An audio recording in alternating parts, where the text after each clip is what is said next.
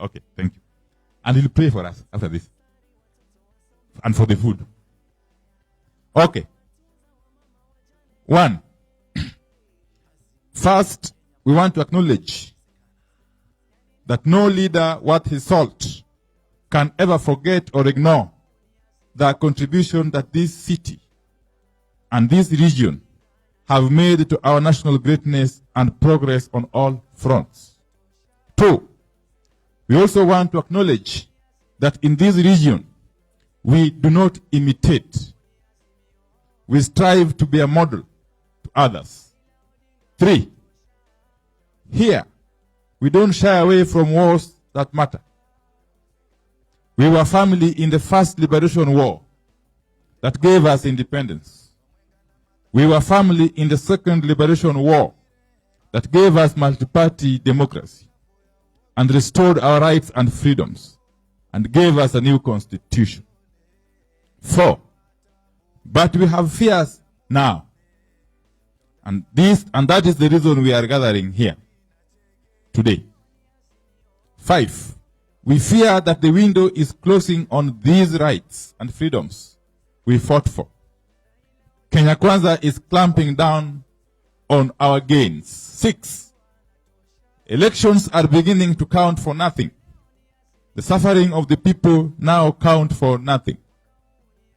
Parties other than the one in power are being made to count for nothing. Kenya Kwanza is taking us back to single party era of Mtukufu Rais.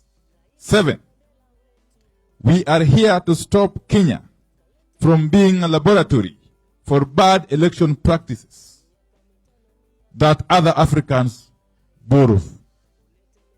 We are here to free this country from electoral theft and the chaos of elections whose results are predetermined.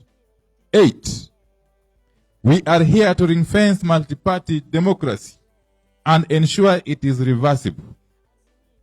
We are here to end fear of illegitimate authority.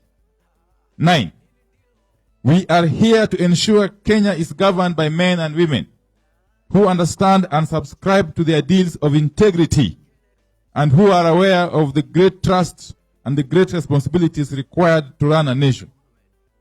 We are here to ensure Kenya is not governed by criminals and suspected criminals. 10, we are here to ensure government works and cares for the people. We are here to ensure that when people say the cost of unga, electricity, and school fees is too high, the government will listen. 11, and we are doing this for posterity. 12, we must free this country from electoral theft and the chaos of elections, of course, whose results are predetermined. We must seek to be governed by men and women who understand and subscribe to the ideals of integrity.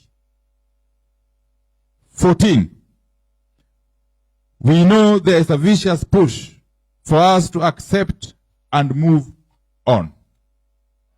We know the IEBC pronounced itself on the 2022 election. We also know the Supreme Court pronounced itself on that election. And so we are being told to accept and move on. But there is one more court to go. That is the court of history. 18. In some future date, not very far from today, the Supreme Court of History will sit in judgment on behalf of our children and grandchildren. 19.